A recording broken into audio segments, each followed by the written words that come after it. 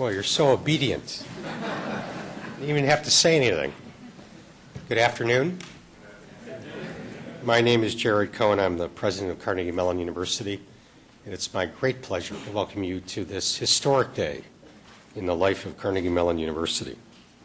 I want to thank the members of the string quartet who entertained you before we chased them off the stage, I guess. They're all members of the student body of the School of Music. We're very proud of them. We're very glad that you could be with us today. You are people, most of you who are here, with a particular interest in public policy, people who care about the world's problems, from sustainability to health care, from poverty to social justice. And you care about them at every level, geographic and government, local, national, and global. 40 years ago, in 1968, it was these same concerns that inspired Carnegie Mellon to form a new school. At that time, in the 60s, American cities were in turmoil. They were struggling with declining tax bases, urban sprawl, suburban sprawl of a serious sort really got started. Cities were coping with massive new public housing projects, some of them very ill-conceived, and highway projects that reshaped entire neighborhoods, and not for the better. Government often seemed out of touch with the needs of city residents, and racial tensions erupted into deadly riots that devastated many cities from coast to coast in this country. There was a growing awareness of the effects of pollution and especially poor air quality in our cities, and increasing alarm about poverty and inequality.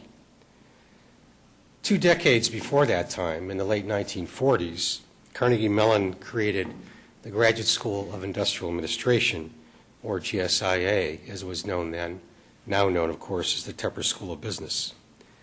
That school transformed management education by putting business practice on a more scientific and interdisciplinary footing, and developing and applying new analytical tools of economics and operations research for the problems of companies and markets.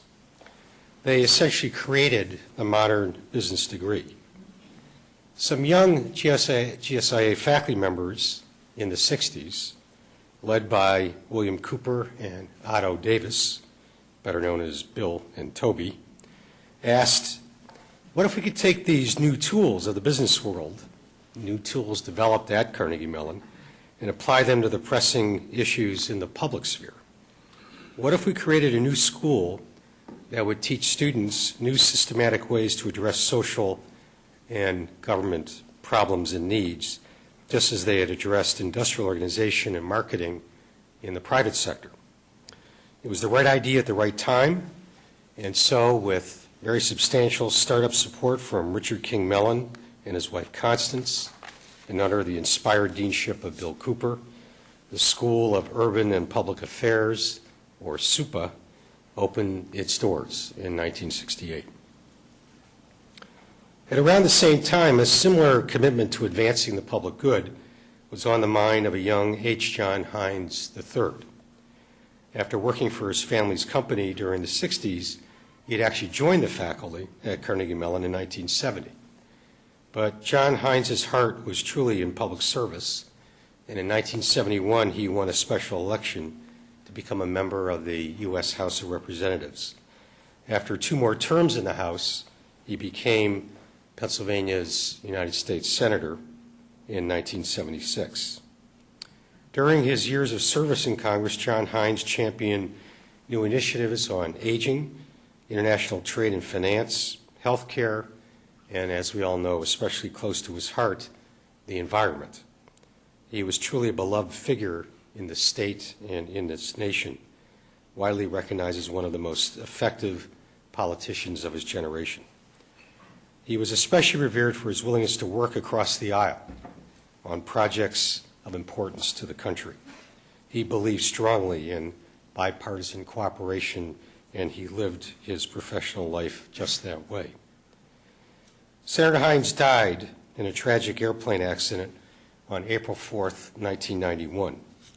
In honor of his life, his immense contributions as a senator, and in recognition of his inspiring influence on so many, Carnegie Mellon renamed its School of Urban and Public Affairs the H. John Heinz III School of Public Policy and Management.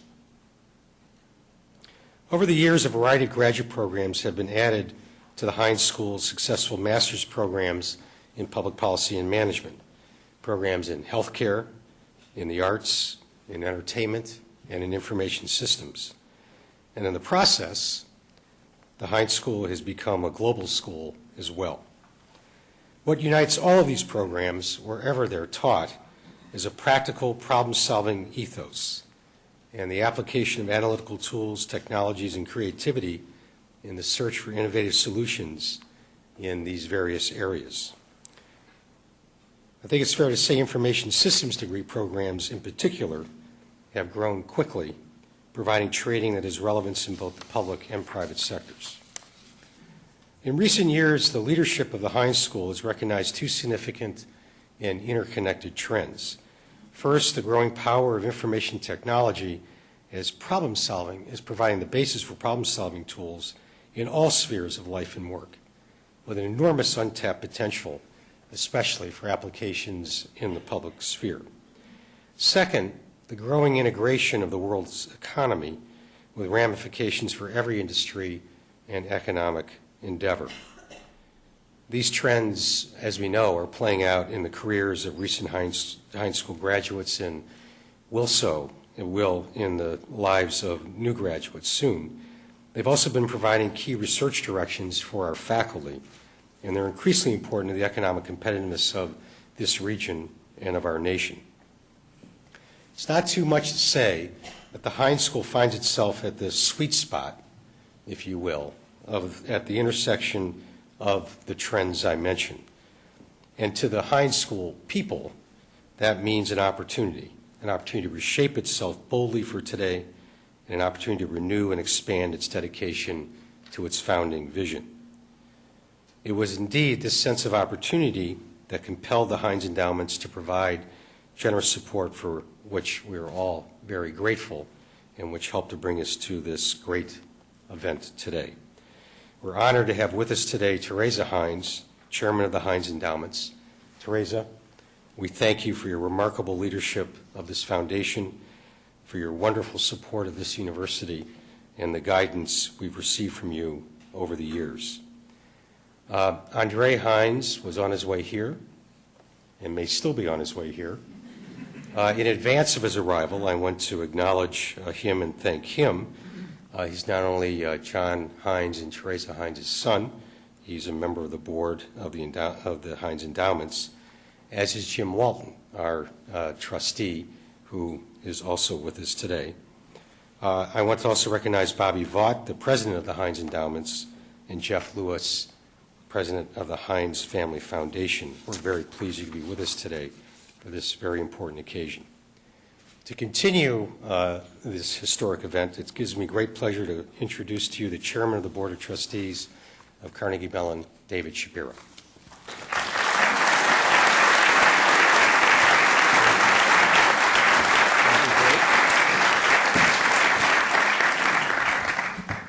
Thank you very much, Jerry. And on behalf of the Board of Trustees of Carnegie Mellon, Teresa, I would like to, on behalf of all of us, thank you for everything that you do for the university, you and the Heinz Family Endowments.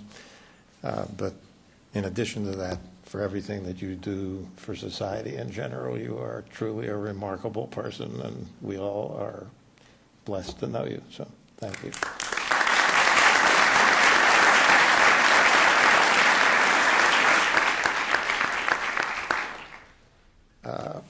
As chairman of the board of Carnegie Mellon, I would like to welcome you all to this historic occasion.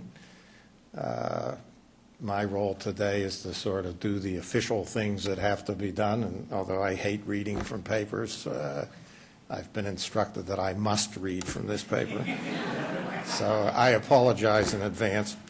What I would like to do is read to you a resolution that was passed this morning by the board in today's board meeting.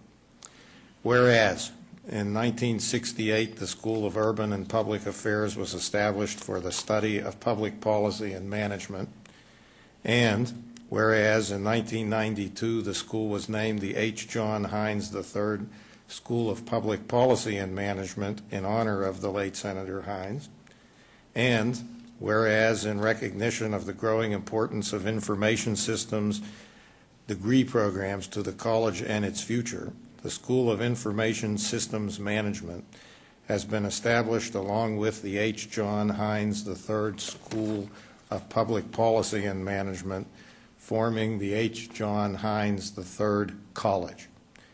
And whereas in October 2007, the Heinz Endowments announced its approval and support for this vision for the Heinz College, now therefore be it resolved that in appreciation of the generosity of Teresa Heinz and the Heinz Endowments for their long-standing support, and appreciation for their encouragement and endorsement in establishing the Heinz College, we hereby celebrate the establishment of the H. John Heinz III College and thank the Heinz family for their committed service and dedication to the university.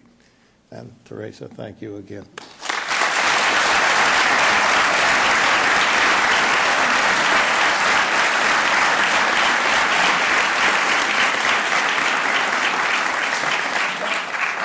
Carnegie Mellon makes structural changes like this very infrequently, but we always make them purposefully.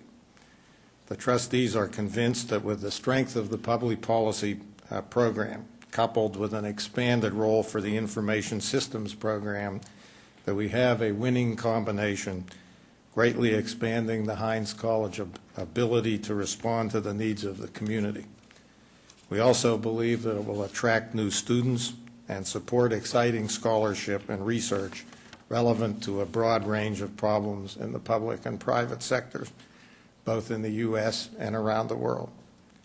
The entire university will benefit from this change, which will open up new problems for collaboration and cooperation, and in such areas as energy, environmental policy, economic development, and governance.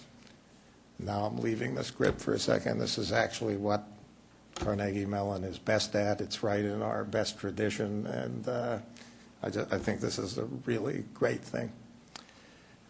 It's now my pleasure to introduce the acting dean of the new Heinz College, Ramayya Krishnan, who also holds the William W. and Ruth F. Cooper Professorship of Management Science and Information Systems.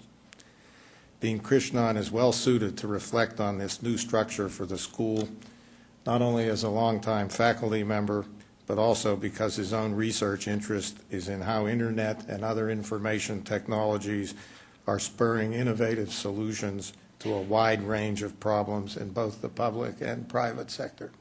So with no further ado, Dean Krishnan.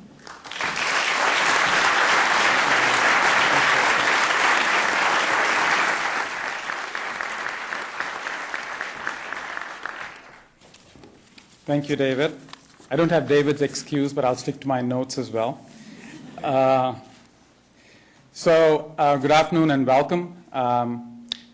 We have many students and faculty who are not here watching this, so welcome to those of you who are not here in Washington, D.C., in Los Angeles, and for those of you who are in Adelaide, good day. All right. Good eye might. All right, there you go. So I'd like to begin by saying on behalf of the faculty, the staff, and the students of the H. John Heinz III College, we do greatly appreciate President Cohen and the Board of Trustees for supporting and encouraging this transformation of the Heinz School to the Heinz College, which will consist of two schools, a School of Information Systems and Management and a School of Public Policy and Management. We are deeply grateful to Teresa Heinz and the Heinz Endowments for long-term support to the school's vision and for believing this transformation and actually making it possible. It's important that I acknowledge my predecessors as deans, Al Bloomstein, who's here, Mark Camlett, and most important of them all, Mark Wessel. We would not be here if not for them. They had the vision and foresaw the societal scale deployment and adoption of information technology and the profound implications that this has had for our political, cultural, and economic systems. We live in a world today where there are more than 110 million users of Facebook, upwards of 200 million cell phone users in the US, and over 2.5 billion cell phone users worldwide, where candidates for public office bypass traditional news media to send text messages about their campaigns to voters with important campaign news, and where literally hundreds and millions of people have access to information networks for conducting commerce, for collaborating, and for communicating. So what are the implications of these changes, these profound changes for individuals, for firms, for markets, for society? It's in studying these implications that I think has catalyzed our universities establishing this John Heinz III College.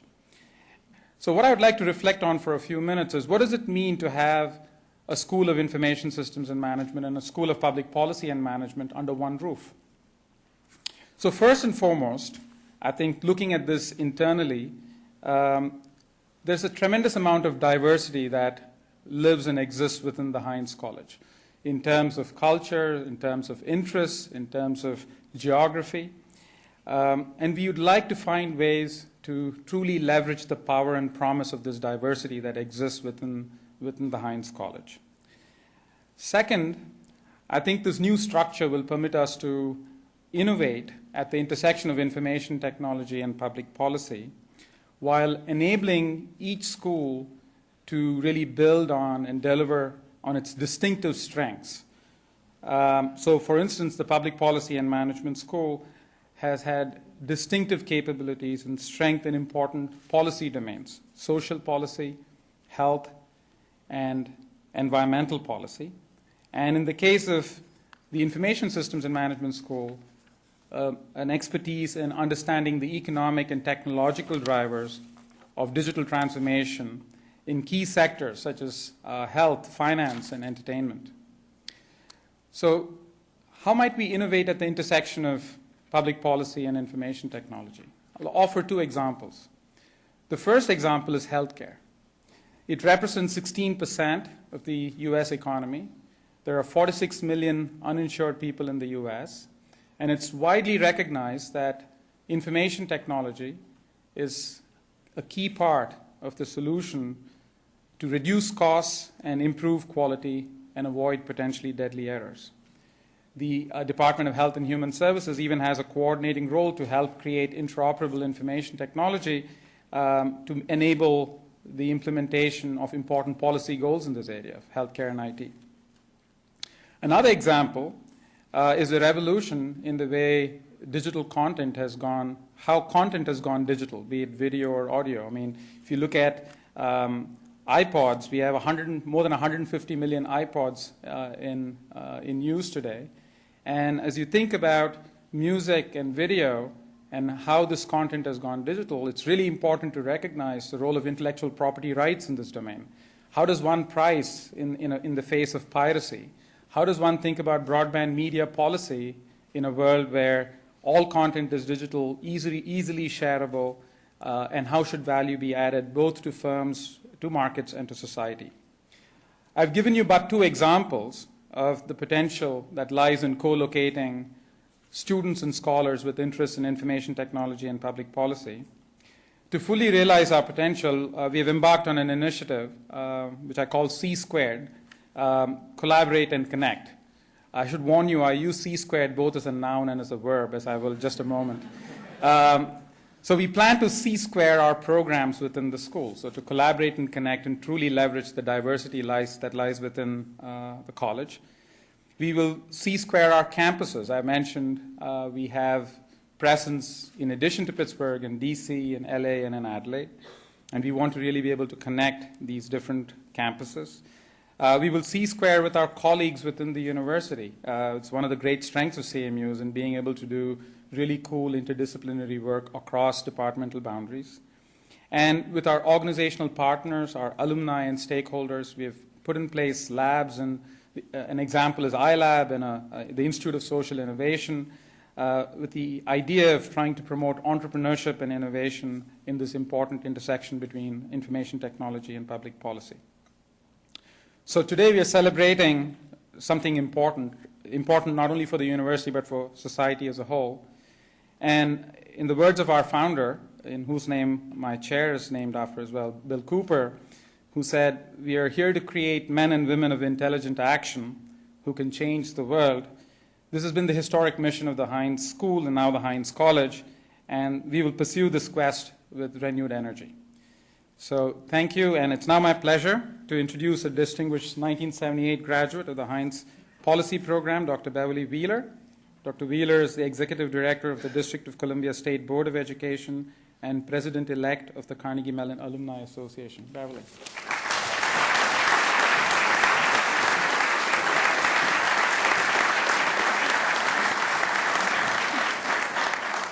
My notes are short.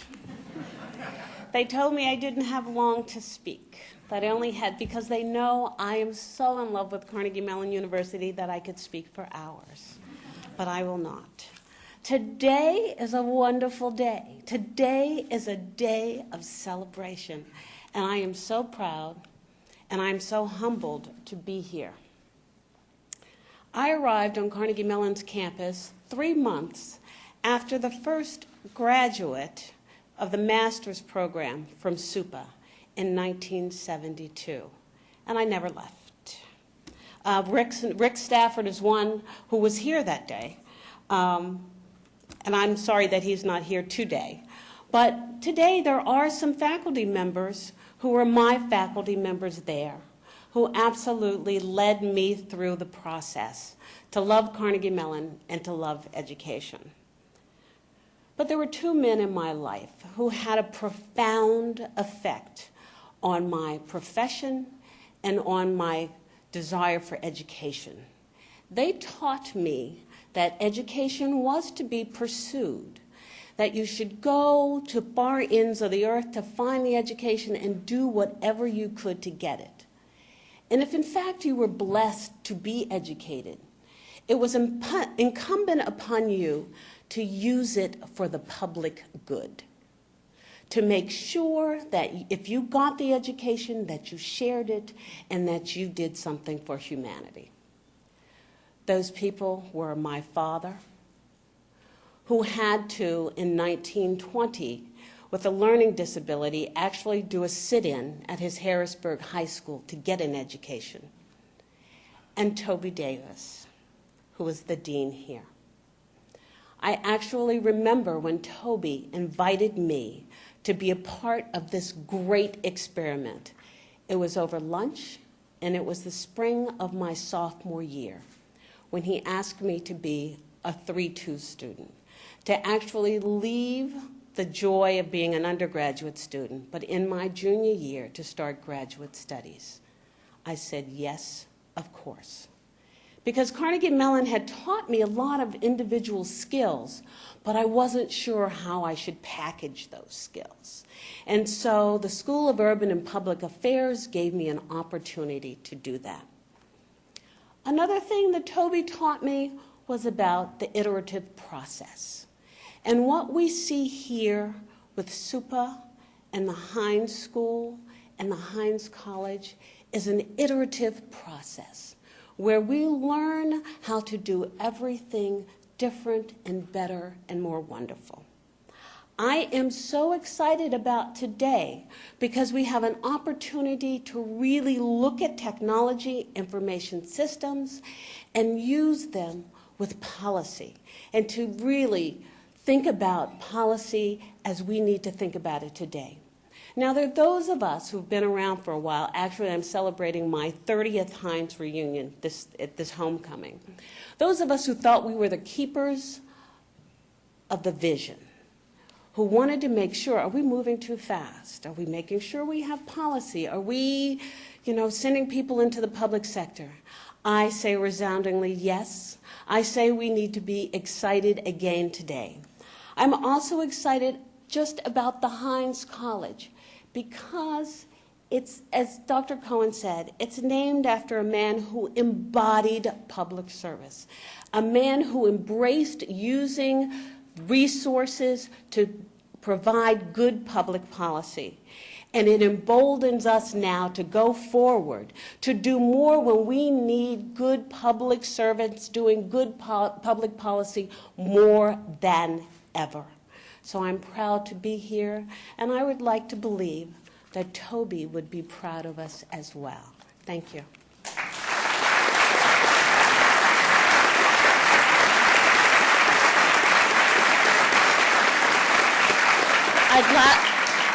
I'd now like to introduce a current student at the Heinz College, Conrhonda Baker. She is a master's student in arts management.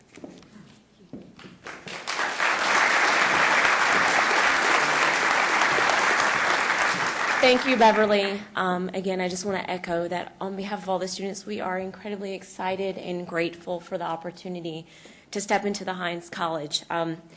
In preparing my remarks for this celebration today, I asked a couple of my peers, what makes the Heinz College so special? Seems like a simple question. The answers ranged from the faculty to the resources like the Career Center to opportunities to interact with our peers from different programs socially, because sometimes the best ideas happen over a cup of coffee. But there was one answer that permeated through all of the answers and one answer that everyone agreed upon.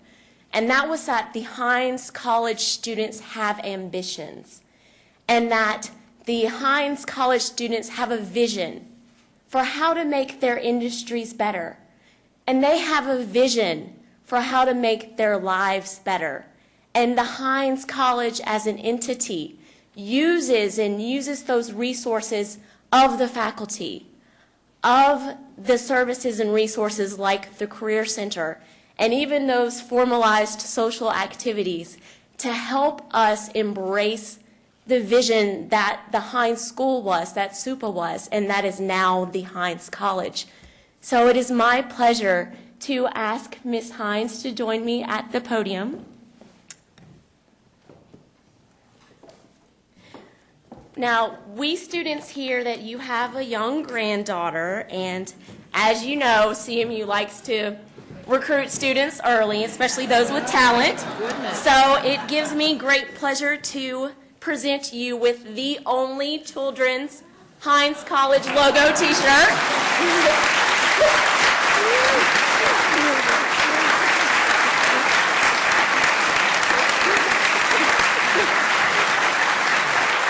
And in fact, we have t-shirts for the entire Heinz family. Thank you. You're welcome. Softball team. I know, it is like a softball team. Thank you. Thank you. And last but not least, it gives me much joy to present you with this card that is signed by Heinz students that I think embodies truly what we feel in just having the opportunity to be in the Heinz College and to receive our degrees from such a wonderful institution. Thank you.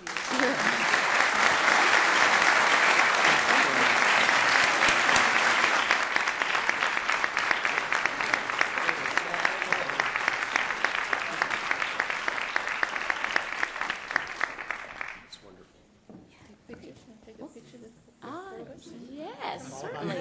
Come on. Come this way. This way.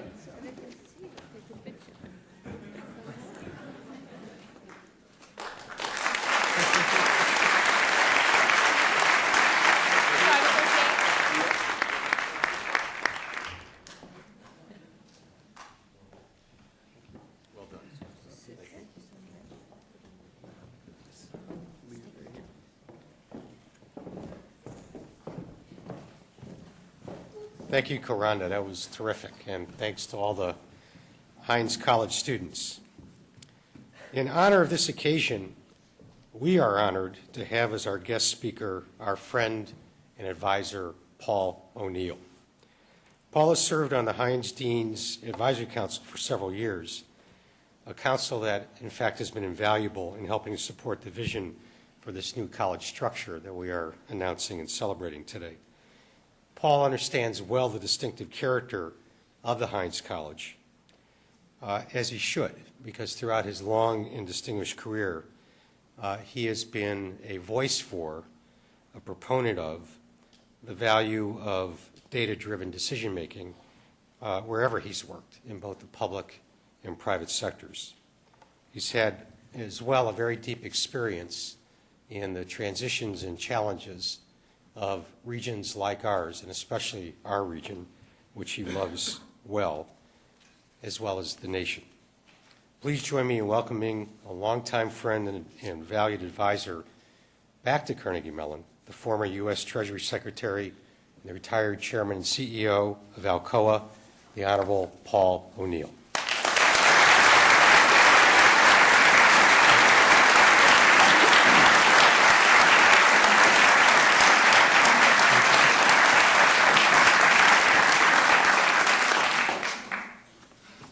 I don't like giving prepared speeches, so I hope you won't mind if I just remind myself with my notes of things I thought were worthwhile saying today. I've lived most of my life at the intersection of public and private policy and information technology. And so to me, this transition seems like a natural evolution and an important evolution at the same time, because I think if you join me in looking at where we are in the world today, we have an ever greater need for people who understand the details and nuances of important public and private policy decisions, and how to engage information technology and systems analysis in giving us the prospect of better answers and a better world for all of humanity.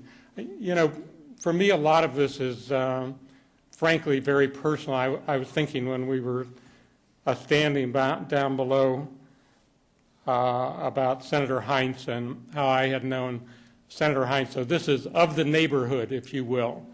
You know, I have this memory after I'd been here maybe for a couple of years, standing out on Walnut Street by Schiller's drugstore. For those of you who are local, you'll appreciate this. And Senator Heinz was there, you know, dressed casually, and we had a conversation on the corner. And I noticed when we were done talking, he got in his Jaguar, I think. No. Teresa's saying no. I swear this is my memory that he was standing by this car. Maybe it wasn't his, and I was thinking to myself, this old saw about Jaguar. If you own one, you actually have to have two because one's in the garage all the time. So he's not guilty of owning it, just standing by it, I suppose. But, you know, we had engagements in public policy issues. I was in the federal government from 1961 until 76 before I went back for a second round that my wife thought was ill-advised, and she was right. But I came to know him after he was elected to the House and then to the Senate, and to engage him on public policy issues. But, you know, my fond memories are of running into him in the neighborhood and him being you know, clearly a person of superior intelligence and intellect, but of the neighborhood at the same time. I never had a sense that he thought he was better than anyone. He just wanted to make the world a better place. And so I think very much he would have appreciated the transition that's going on today. He would have found much in it that he saw earlier than most people did. In 1995, Teresa created in his honor the Heinz Center on Science, Economics, and the Environment. And that's how Jerry and I really got to know each other, engaging with the founding board of directors there, and seeing the wisdom of his understanding of the linkage of important public policy issues. And I would say, even though the Heinz Center doesn't have in its name energy, for sure the senator knew that energy and environment are the same subject. They're not two different subjects. He knew that way before his time, and he tried to bring his colleagues along to understand we shouldn't have divisions over whether economics was more important than the environment or the environment more important than economics, and understanding that science needed to be our quest for understanding how to tame and direct these important elements of our society way before his time. So I think he would have much appreciated this transition that's now happening here at Carnegie Mellon. And I have to tell you for sure, I appreciate it. I thought I would tell you more about living my own life at the intersection of these important subjects. I see them as truly the same subject. So I got recruited to go into the government in 1961. Actually, I served my first day in government on July the 3rd of 1961. I had a degree in economics, and I spent a year at Claremont Graduate School studying mathematical economics and operations research. And I accepted an internship at the Veterans Administration because they offered, as part of that internship, the first 18 months learning about systems analysis and how to program computers. You know, I didn't know. Now, you all know that you need to prepare people with that. I didn't know I needed that, but I was dumb lucky enough to fall into marrying disciplines that were reinforcing and helpful to each other. And so when I was recruited into the VA, at that time I think there were 172,000 patients in the Veterans Administration hospital system. And here was a subject that was made to order. How do you optimize the right diet for 170,000 people every day and do it in such a way that it satisfies their desire for the frequency of what they get and their preference for different kind of foods, and do it all with the lowest possible cost, and use the consequence of the complex, biggest ever of its kind linear programming model to solve the diet problem. You know, it was a wonderful example of bringing economics and operations research and computers to the table at the same time. Some of you are not old enough to remember this, so I have to tell you. In 1963, let's say, when we first began running this optimization, it took 2 hours and 45 minutes on an IBM 7094 to run one iteration of this gigantic model. Today, you could do it on your laptop probably in about 45 seconds. But in those days, it was an unbelievably large problem that we were trying to work on. So, you know, I moved from there. I was recruited after I had another year of school in Indiana, got another degree. I was recruited into what was then the Bureau of the Budget. And here again, I found an intersection of information technology and important public policy problems. Because my first assignment was figure out how we can think in an integrated way about the federal role in health and medical care. So I thought a good place to begin would be to know what is it we actually do in the federal government. So I used the information technology, it was pretty primitive in those days, to discover for the first time, no one had known, there were 26 different departments and agencies of the federal government that were doing something about health and medical care. They didn't really have much awareness of their individual intersections. They were off doing their own things because they were independently authorized by committees of the House and the Senate. And they hardly ever talked to each other. So there was no engagement of important questions like this. If you have a limited amount of resources and you have a problem of people with kidney failure, should we invest our money in perfecting renal dialysis, that is cleaning up people's bloodstreams, or should we invest our research money in figuring out how to overcome tissue rejection so that when we do transplants, the kidneys don't get rejected. You know, no one had ever had the ability to think about those problems because no one had ever imagined that there were important intellectual intersections that needed to be mined. And I'm not here to tell you there are easy answers to those kind of questions, only that information technology for the first time began to make it possible to think about worthy questions and to work on them in a concerted, careful, building way. And so, you know, I was not too surprised. Some of you will begin to remember this because you were old enough in 1969. I had telephone calls from Air Force One.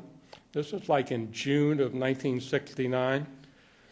And what President Nixon wanted to know, if we changed the terms of what we were considering a negative income tax, no one could say those words out loud in those times. That was ideologically unacceptable. But what we were working on was a way to transform income assistance for low-income people in the United States. And so Nixon and Ehrlichman and Haldeman, who were flying back from Romania, wanted to know, run the computer model at CDC and help us understand how many people are affected by changing the income support levels from $1,600 a family to $2,400 a family. And here again, until about that time, it would have been impossible to have anything more than a guess. We were able to use the demographic facts from the U.S. Census data and understanding state and local distributions of different income levels to actually have a very good idea about how much money it would cost to provide different levels of income support. Now, you know, I give you a couple of those kind of examples because for me, these things absolutely have to be together.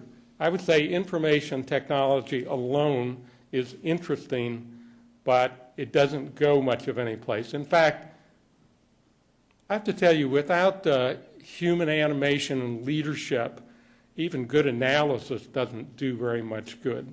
And so I've been, in the time I've been serving on the advisory group, pounding away on the subject of let's call ourselves the leadership school, not the management school. It's not that I don't appreciate management, but I'm here to tell you it's leadership that really makes an essential difference in how we have the potential to move our country forward. It's about leadership ideas. And I'm going to give you a couple of examples of that.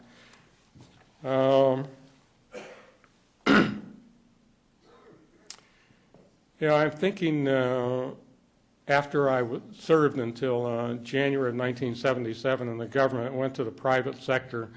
Again, I want to make a point that policy making, public and private sectors are a lot more alike than they're different.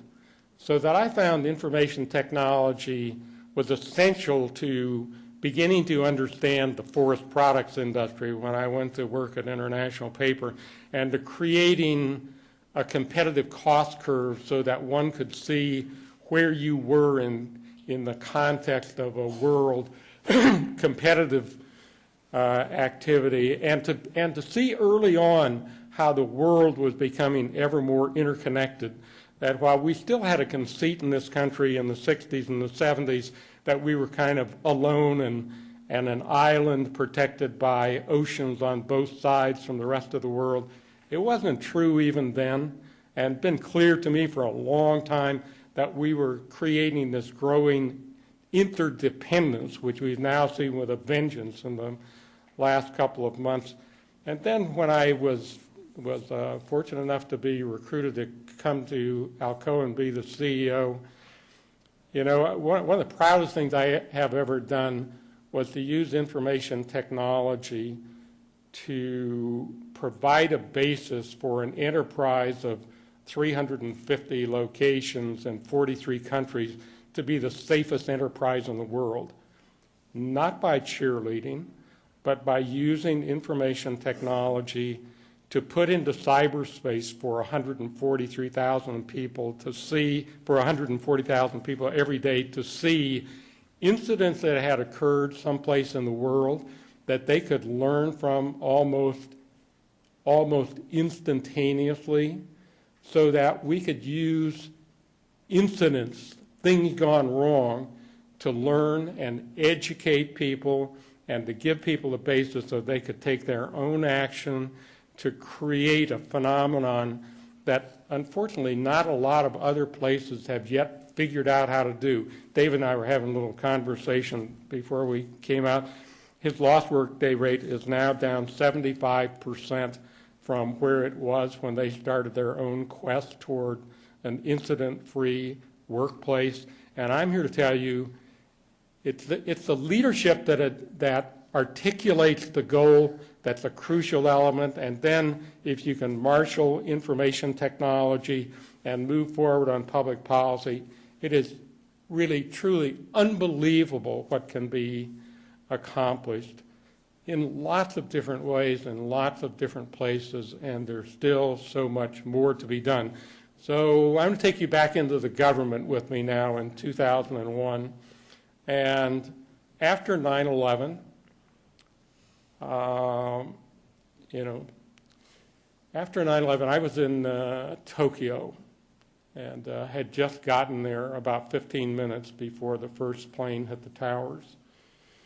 And so they sent a plane from Okinawa to pick me up to bring me back, and we flew overnight. And when I got back on the ground, my people were telling me, you've got to convince the president that we can't reopen the market tomorrow. This is now a Wednesday night, I think Wednesday night. And the reason we can't reopen the market is because the information center, the computer center that drives the stock exchanges is under 30 feet of water. I thought that was a pretty convincing argument.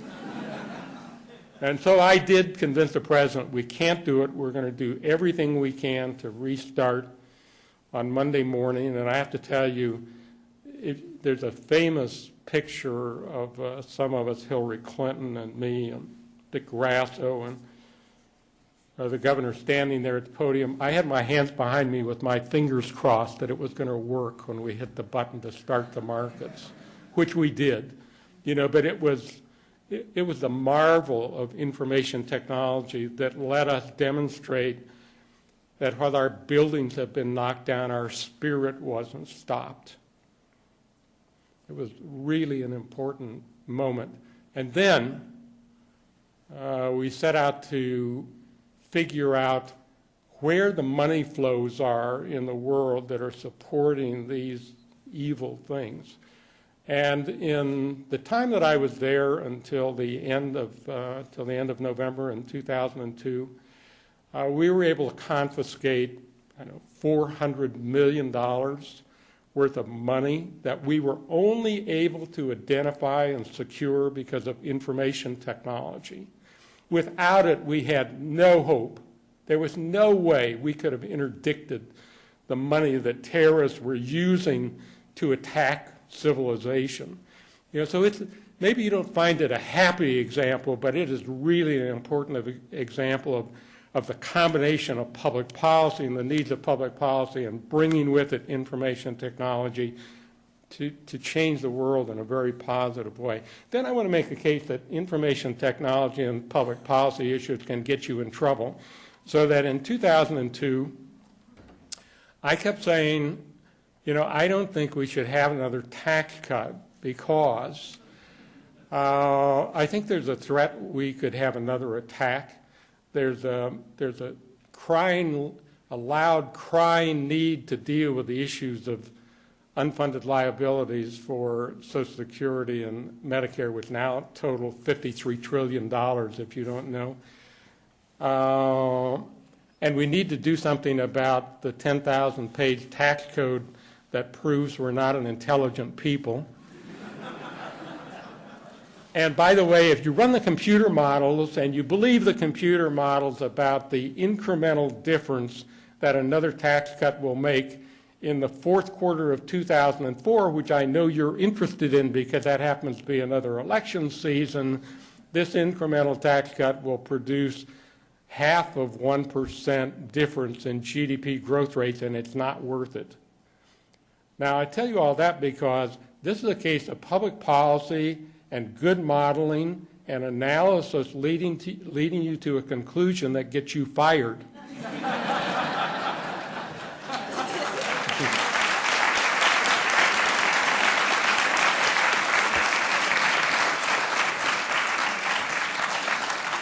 Sometimes it's not such a bad idea to get fired.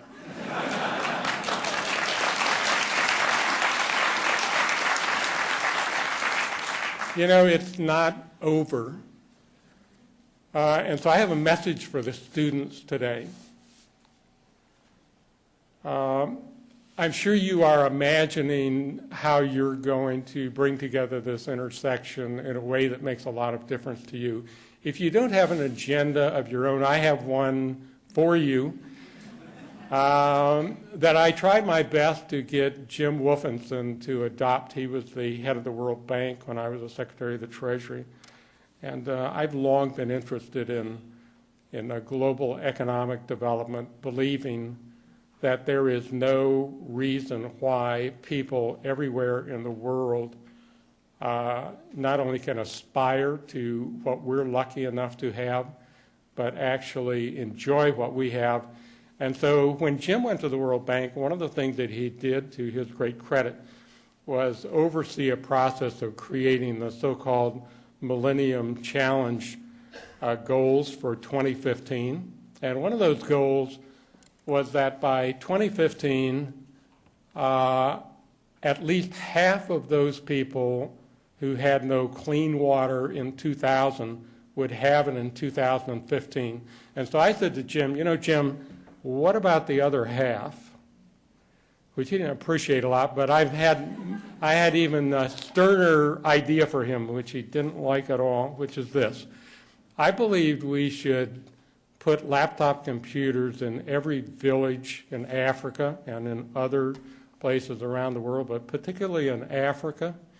They ought to be uplinked in cyberspace, and every day they should answer the question, how many people in your place have clean water today that didn't have it yesterday? Not in 2015.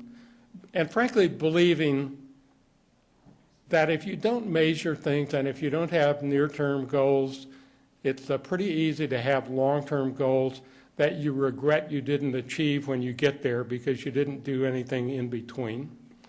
And so if you want to do something really important, think about leadership goals that most people would say are impossible. Make sure they're highly desirable for human beings every place in the world. And then push on with not only the ultimate goal, but what you expect the world to accomplish every day. And by the time you get to that day in 2015 that you set your sights on, you'll be really proud that you made a difference and caused change that makes civilization worthy of the name. Thank you all very much.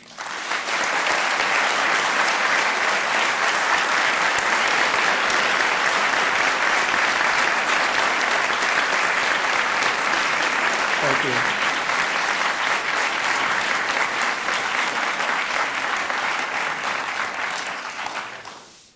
It's now my pleasure to introduce Teresa to you, who I don't really need to do that, do I? This is such a wonderful person. She's intelligent. She's determined. She's caring. She cares a lot about this community. You know, I'm sure that many of you would have wondered, well, you know, why didn't she just go off and stay in Washington and never show up around here and not care much about this place? You know, she's my idea of, actually of the Pittsburgh community. My wife and I have now been here 21 years. We came in 1987. We choose to be here. You know, we could live wherever. We choose to be here because this is a really unusual community. I'm not sure Pittsburghers understand as well as they ought to, what a wonderful place this is, because it's a place where regular, everyday human beings make important things happen. People are engaged. They make a contribution. It's not about taking, it's about giving. And it makes me really proud to be part of this community and to call my friend Teresa.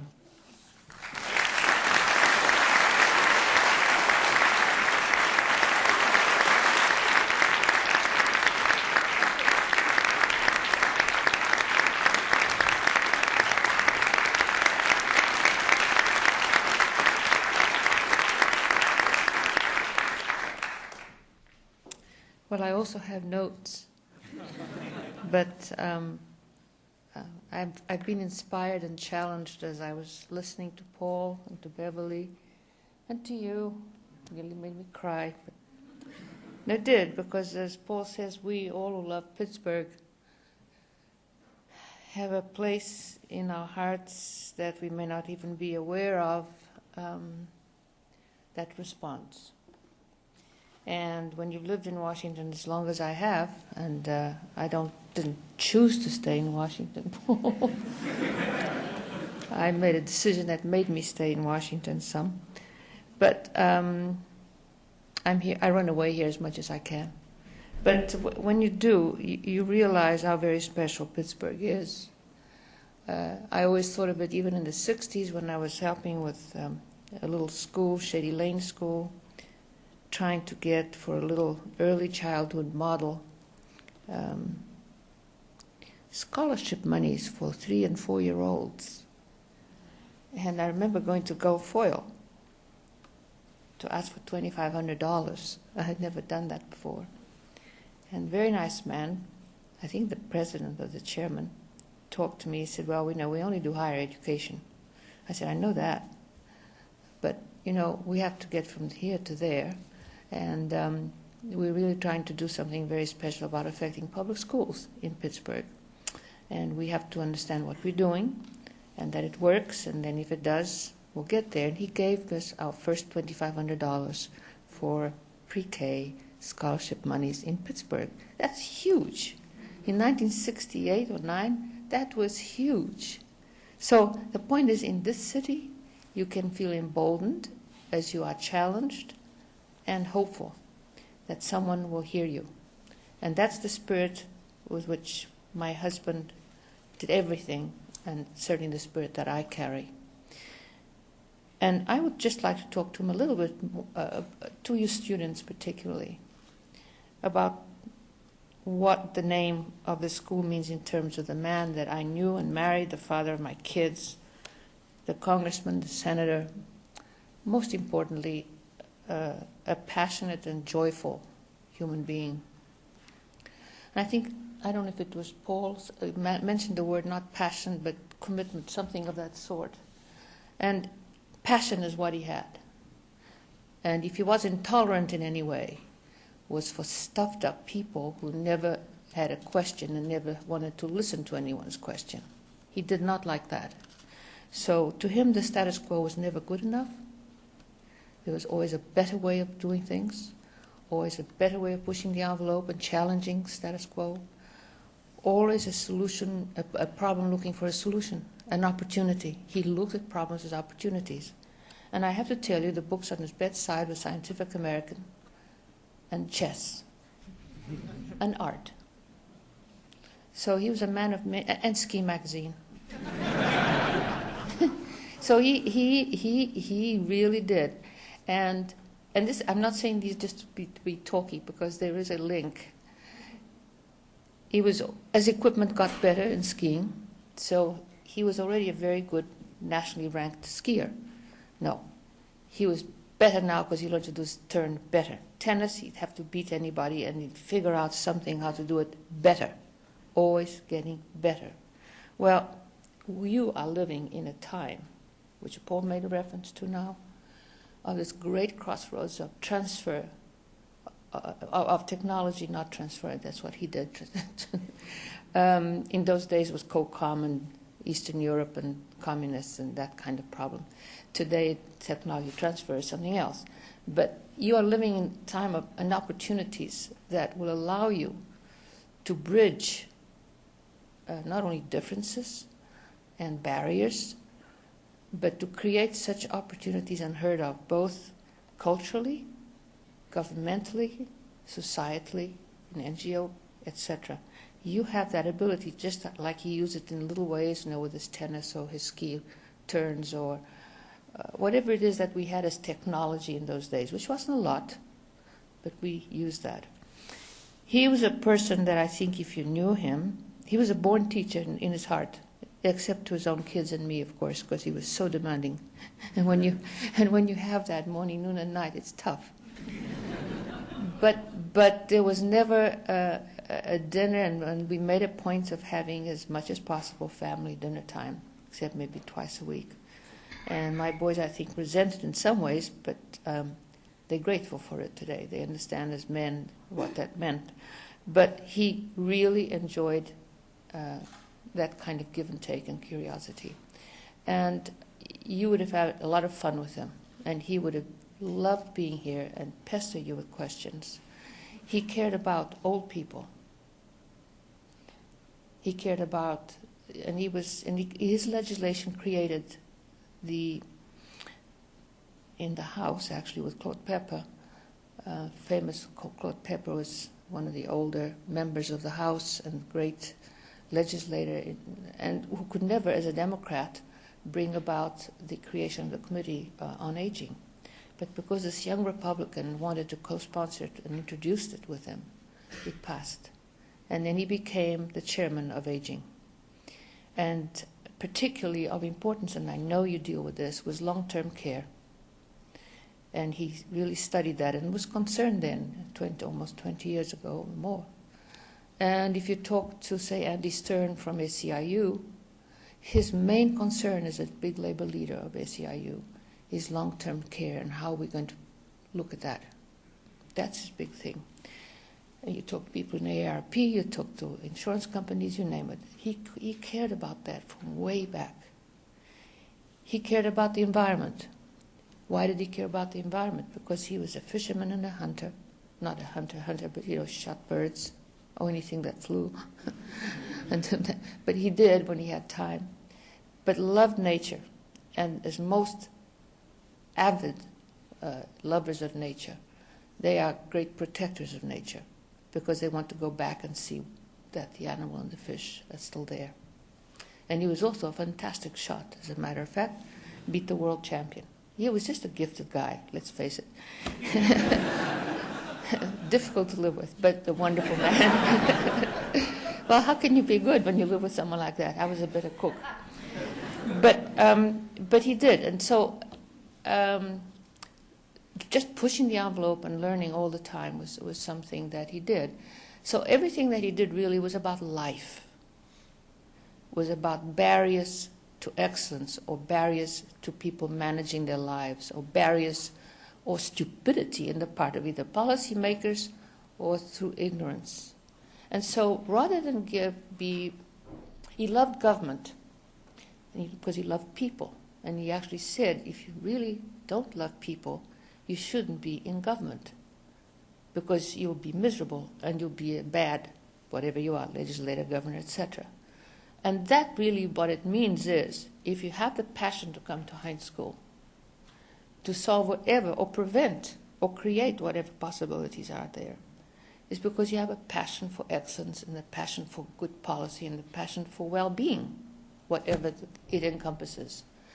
And it's that well-being that I think we should put a litmus on anybody running for office. If they badmouth government, you don't run because you want to go there and do a good job, not badmouth it.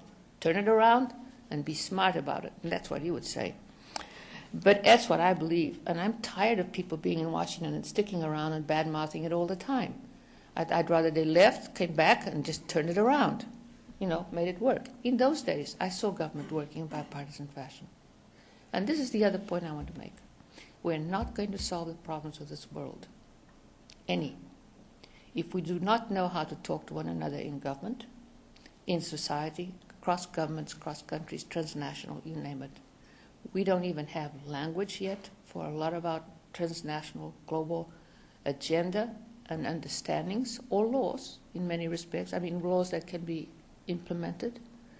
We don't have the history of trust to do it.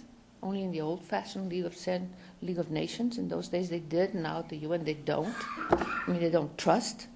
And it's up to you, really, with all that the school can give you, all the inspiration that we, as older people in this community and experienced, can share with you, and all that your great teachers and faculty here can give you. You have an awful lot going for you. And I know you have the passion or you wouldn't be here. And so now I just can look and see if I have supposed to say something. But I wanted to share you with that because I think that was his heart, and that was what this, I think, has meant to a lot of the Pittsburghers who brought change about in the city, not just John. He was a product of it. And as in many respects is Paul a reflection of it, though he didn't grow up here. But I was so proud when Paul decided to leave Washington. It takes guts in that city to say what you believe and what is right in your mind. I think he was right anyway. And I had the great pleasure to work with Paul at the Heinz Center on Environmental Sciences and Economics, and thorny problems, but very exciting opportunities. And my only sadness is I can't be queen for a day or for a year and just make all these things happen quickly. I like that sometimes. And I'd be booted out. But anyway. So already a lot has been said about the new school, the new college. And so I don't need to say that anymore about that. And also about Pittsburgh and what its sense of possibility and light is. It is the Renaissance city, after all. And it's the Renaissance city because R.K. Mellon and Governor Lawrence and others had the forethought, or at least the good reactive instincts, to clean up the city when it needed desperately to be done, or they knew they couldn't get people here. But they did it. And that spirit has stayed there and has broadened. Unfortunately, times have changed, and the kind of infrastructure that Pittsburgh used to have in terms of the old leadership infrastructure doesn't quite exist. So leadership comes from different places now, which is healthier, just more laborious, but it's healthier. And so there's great civic comradeship and trust now in this community. I think that's different from the past. Men, women, minorities, you name it. Whereas before it was all the old dads, or so, whatever you want to call them. Some of them great, some of them all right. And so I'm excited by seeing what's happening at Carnegie Mellon with this. And on behalf of our family, I want to express my congratulations to Jerry Cohen, to you, David, and you on behalf of the board, to Dean Krishnan and the faculty, and to express our great support for what the Heinz College has in its two schools. And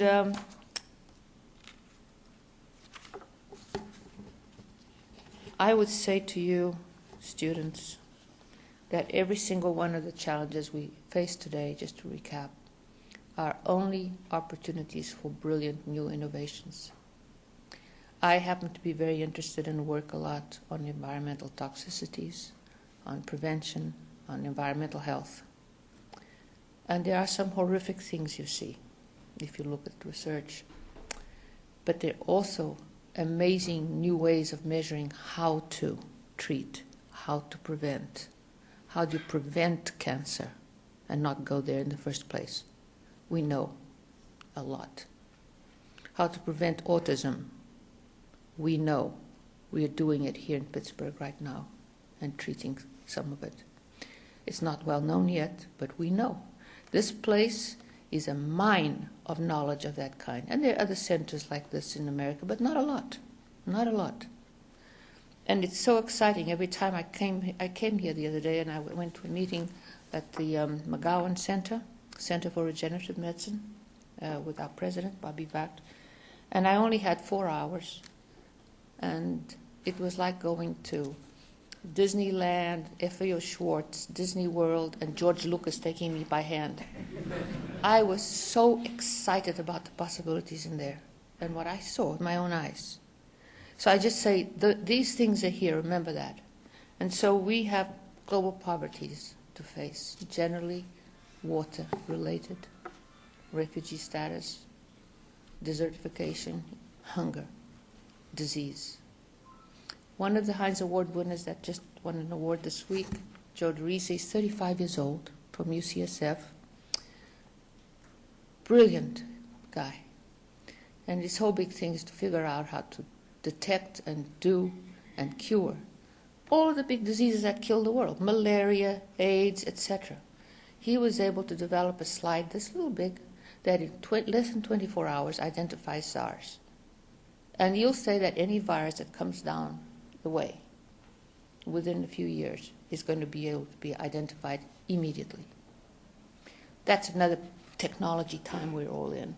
But Pittsburgh, with CMU and Carnegie and Pitt Biotech, is at the crossroads of all of these possibilities in medicine, in materials, in systems, in management, you name it. And then you have the great technical side of the university, and also the artistic side of the university. You have, performing arts, fine arts, great English. I mean, you really are a lucky group of people.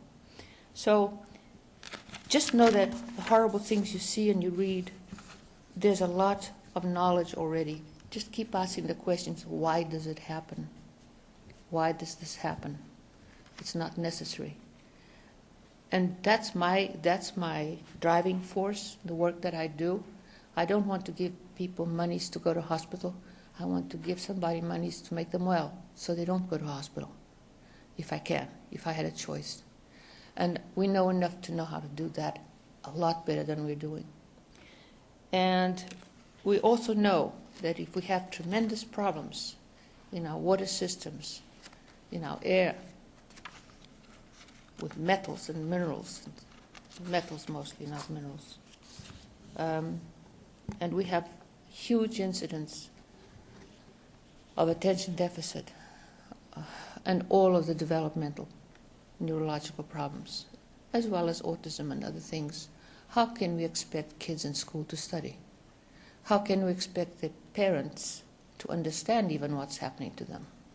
They don't, because we didn't have those problems. These kids are just being bad. They're not. They're sick. And right here at Western Psychiatric, and New York Times had a cover story for in the Sunday magazine 5 weeks ago, a big story on pediatric bipolar disease. And it so happens that Pittsburgh, which is historically been very big in the chemical side of psychiatry, is at the forefront of this study. And they have 250 such children here, 5 a week. And they don't want to believe that they are manic depressives. They want to start off, with this or this or this, and then they end up saying only lithium treats them.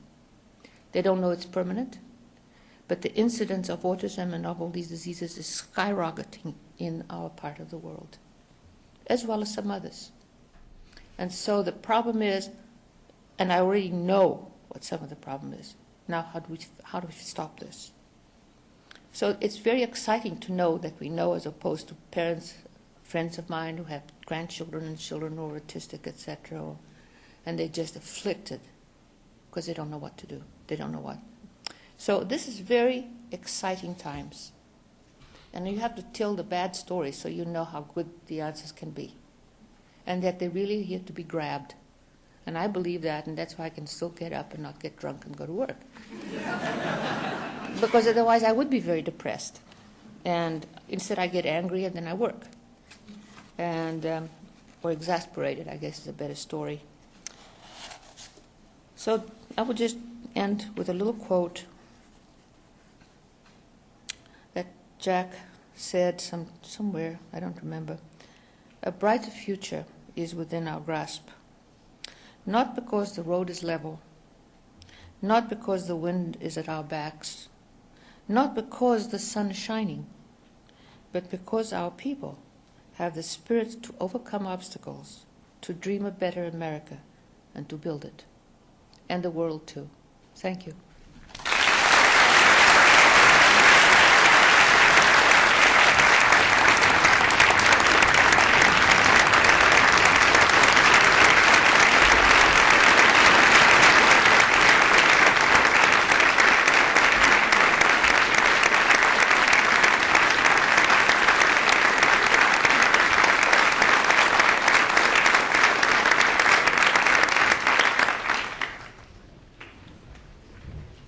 Thank you very much, Teresa.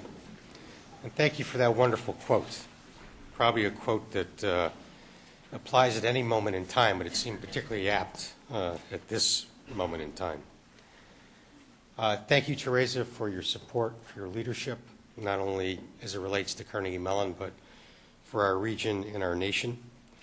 Thank you, Paul, for being a Pittsburgh hero and honoring us with your presence. No one represents better than you the straddling of the two sectors, if I can put it that way, and the crucial role of information systems in that. My congratulations to Krishnan for his leadership and to his predecessors, especially Mark Wessel, for his great leadership in getting us to this moment today.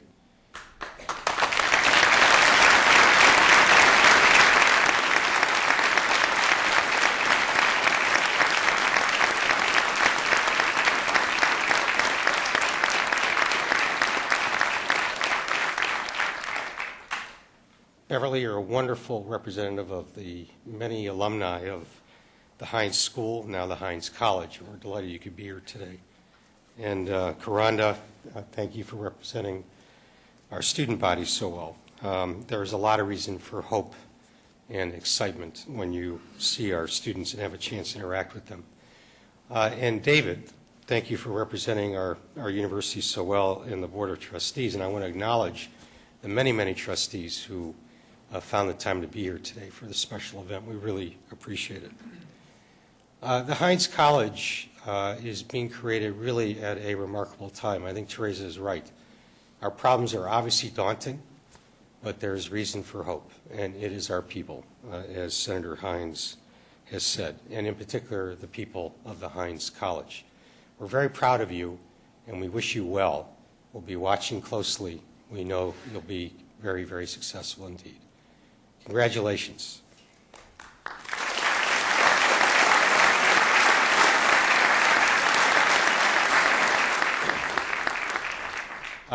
Historic events at Carnegie Mellon cannot be complete without bagpipes. And you're going to get your bagpipes. Indeed, not just bagpipes, but a bagpipe procession of everybody in this room, or all that are willing to join us, all the way down to Hamburg Hall. Now, bagpipe processions come with instructions, and that's my job. So we're going to lead the way. Let us go first, and then you're going to be asked to follow us row by row, starting in the front here.